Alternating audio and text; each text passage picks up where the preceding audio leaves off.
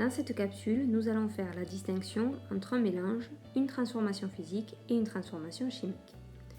Nous allons tout d'abord définir ce qui est un mélange. Un mélange est une association d'espèces chimiques qui peuvent être solides, liquides ou gazeuses. On distingue deux types de mélanges, les mélanges hétérogènes et les mélanges homogènes. Il s'agit d'un mélange hétérogène lorsqu'on observe au moins deux constituants à l'œil nu. Dans les exemples, on trouve l'eau boueuse, car on observe les particules solides et le liquide. Le mélange huile et eau, car on observe deux phases distinctes. Et la bière, car on observe un liquide et des bulles de gaz. Les deux autres mélanges sont homogènes, car on observe un seul constituant à l'œil nu. Nous allons nous intéresser à ces mélanges d'un peu plus près, en prenant pour exemple le mélange de l'eau et de l'éthanol. L'eau est constituée de molécules.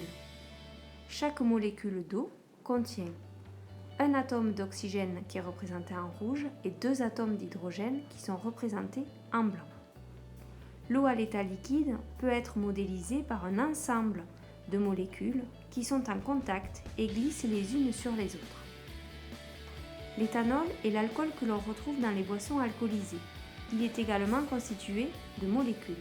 Voici le modèle éclaté de la molécule d'éthanol. Chaque molécule contient deux atomes de carbone représentés en noir, un atome d'oxygène représenté en rouge et 6 atomes d'hydrogène représentés en blanc. Voici le modèle compact de la molécule d'éthanol. L'éthanol à l'état liquide peut être modélisé par un ensemble de molécules qui sont en contact et glissent les unes sur les autres. Lorsqu'on mélange ces deux liquides, il se forme un mélange homogène, car ces deux liquides sont miscibles.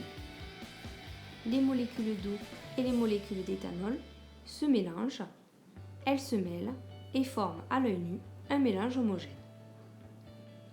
Dans un mélange homogène, les entités microscopiques, atomes, molécules ou ions, restent les mêmes et ne font que se mélanger. Nous allons voir maintenant qu'est-ce qu'une transformation physique. Prenons l'exemple de la vaporisation de l'eau.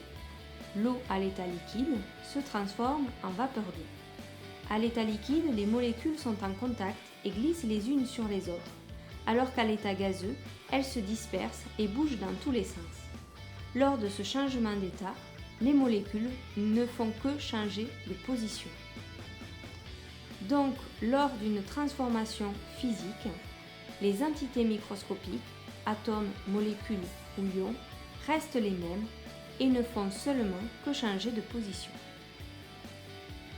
Maintenant, nous allons voir qu'est-ce qu'une transformation chimique. Prenons l'exemple de la combustion du carbone.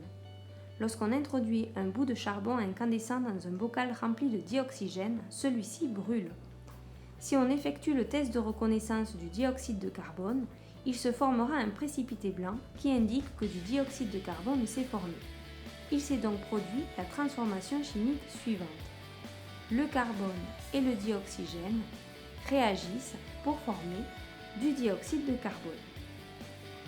Voici les modèles moléculaires correspondants. Le carbone et le dioxygène constituent les réactifs de la transformation chimique et le dioxyde de carbone le produit. Dans les réactifs, nous avons un atome de carbone et 2 atomes d'oxygène. Dans le produit, nous avons un atome de carbone et 2 atomes d'oxygène. On en déduit que les atomes des réactifs se répartissent différemment pour former les produits.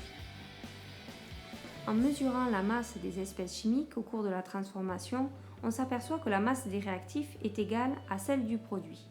En effet, lors d'une transformation chimique, les atomes se conservent, donc la masse se conserve.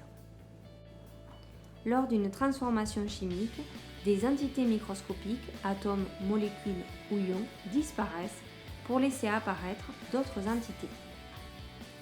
On modélise une transformation chimique grâce à une équation chimique. Ici, on peut écrire C plus O2 donne CO2. Du côté des réactifs, on a bien un atome de carbone et 2 atomes d'oxygène, et du côté des produits, on retrouve les mêmes atomes. Il y a bien conservation des atomes et l'équation chimique est équilibrée. De cette équation, on peut en déduire qu'un atome de carbone réagit avec une molécule de dioxygène pour former une molécule de dioxyde de carbone. C'est la même chose pour faire un sandwich au fromage. Il faut un morceau de fromage et un bout de pain en 2 morceaux pour former le sandwich. Si on a seulement un morceau de fromage et un morceau de pain, on ne pourra pas obtenir le sandwich. Par contre, si on veut 2 sandwichs, il faudra 2 morceaux de fromage et 2 bouts de pain en 2 morceaux. L'équation chimique donne les proportions dans lesquelles les entités chimiques réagissent. Il est important de savoir équilibrer et interpréter une équation. Nous allons donc prendre un autre exemple, celui de la combustion complète du méthane. Le méthane réagit avec le dioxygène pour former du dioxyde de carbone et de l'eau. Voici les modèles moléculaires correspondants.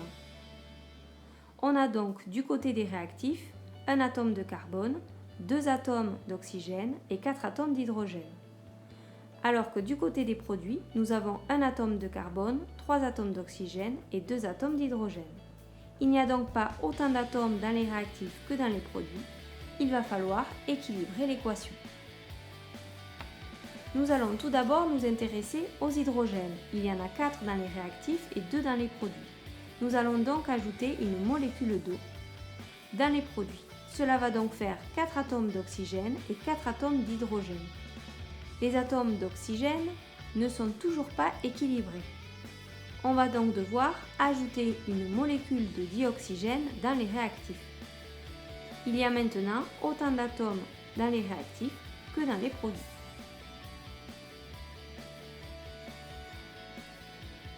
Nous traduisons cela grâce à l'équation suivante.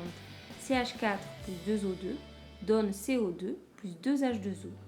On a donc une molécule de méthane qui réagit avec 2 molécules de dioxygène pour former une molécule de dioxyde de carbone et 2 molécules d'eau. Avez-vous tout compris? Nous allons voir cela avec la formation de l'ammoniac. D'après vous, cette équation chimique est-elle équilibrée? Je vous laisse 20 secondes pour y réfléchir. Top chrono!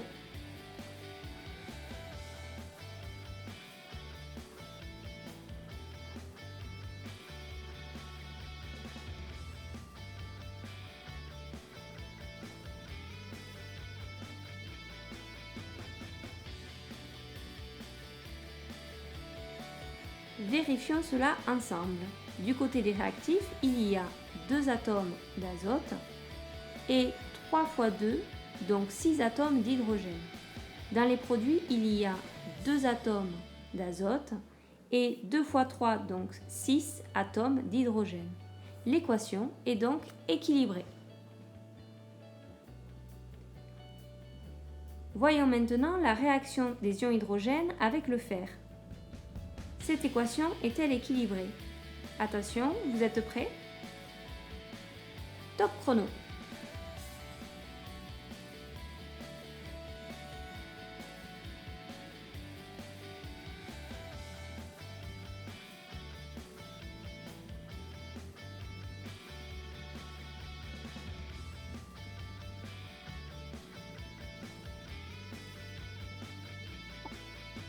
On vérifie ensemble. Du côté des réactifs, il y a un élément fer et un élément hydrogène. Du côté des produits, il y a un élément fer et 2 éléments hydrogène. L'équation n'est donc pas équilibrée. On va rajouter un 2 devant les ions hydrogène de façon à équilibrer l'équation. Je vous propose maintenant une nouvelle équation pour vous entraîner à équilibrer. Vous pouvez mettre pause pour y réfléchir. Du côté des réactifs, il y a un atome de carbone, 2 atomes d'hydrogène et 3 atomes d'oxygène. Alors que dans les produits, il y a 6 atomes de carbone, 12 atomes d'hydrogène et 8 atomes d'oxygène. On va commencer par équilibrer les carbones en mettant un 6 devant CO2. Cela nous fait donc 6 atomes de carbone et 13 atomes d'oxygène. Il faut continuer en équilibrant les hydrogènes et les oxygènes. On ajoute pour cela un 6 devant H2O. De ce fait, on obtient 12 atomes d'hydrogène et 18 atomes d'oxygène. Il ne reste plus qu'à équilibrer les oxygènes. On va équilibrer en mettant un 6 devant O2. Et on obtient 18 atomes d'oxygène dans les produits. On a donc équilibré l'équation. J'espère que vous avez tout compris, sinon je vous invite à revoir la capsule. À bientôt pour une nouvelle vidéo.